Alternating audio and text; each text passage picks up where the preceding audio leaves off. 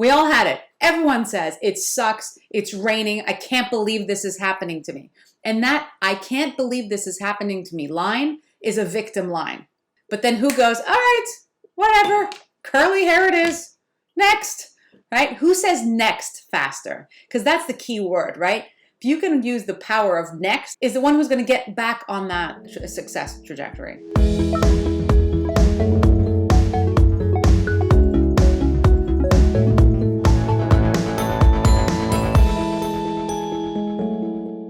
Obviously, it's great when you kind of do the actions you want and you complete them, you feel good about yourself.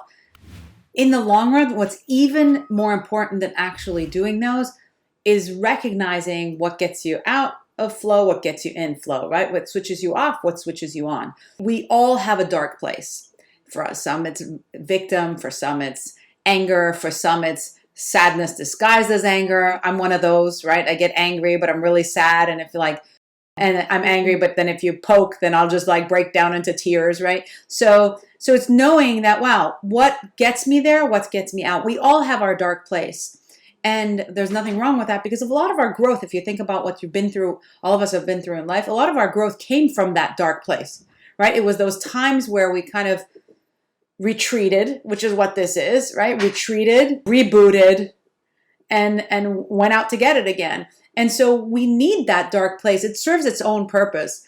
But what we can manage is how often we go there and how long we stay. And that's the real question, right? How often do I go there? How long I stay? And if over time the frequency decreases and the duration decreases, then our growth is exponential and our success is exponential. And that's what, when I first started coaching 10 years ago and I thought of this concept, I was like, oh, I wish I could actually measure this, which I can't, but I wish I could measure, because if I could measure how often people go to their dark place and how long they stay, I would bet that would be one of the leading indicators to success, because we all have it. But some of us, it's like, think of the example, like it's Monday morning, and I'm assuming New York City is busy as it was a year ago, right? It's Monday morning. You're late for a meeting. You run out. Oh, shoot, it starts pouring. You don't have an umbrella. You can't get a cab.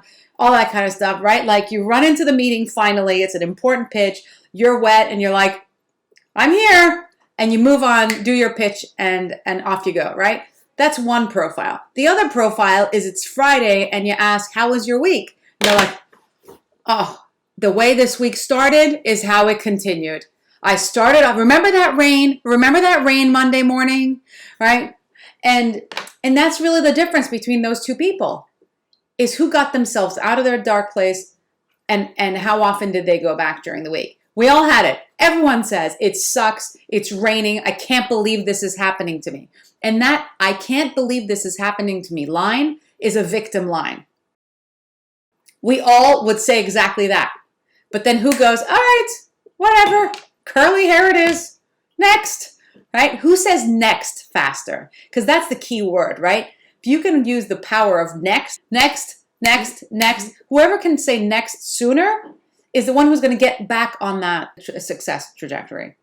The most important first step is the awareness that you're there. Because once you're aware that you're there, then you can question, what got me there? So what happens over time is you start recognizing the patterns. And what you want to do is actually kind of a negative pattern recognition, right? Like, well, actually, when that happened, then it created this. Like when I got stuck in the rain and then I feel like I blew the meeting, then I hit the box of cookies and then I beat myself up for eating the cookies. And then after the cookies, I had these sugar cravings. So then I kept, then I hit the bottle of wine, right? It's like, wait, what happens? It's that awareness of what was that, and awareness in a curious way. It's like, what? Wow, that was an interesting spiral. What was the trigger, right? And that's the other key. So, so first is kind of the awareness. And second is, can you keep a lightness about the observation? Can you observe and say, what was that? And then you might notice, oh, you know what it was? It wasn't the rain. It was the text I got that I woke up to. It wasn't that. It was the way I woke up. Then you can start saying, where do I shift those patterns to rewrite the story?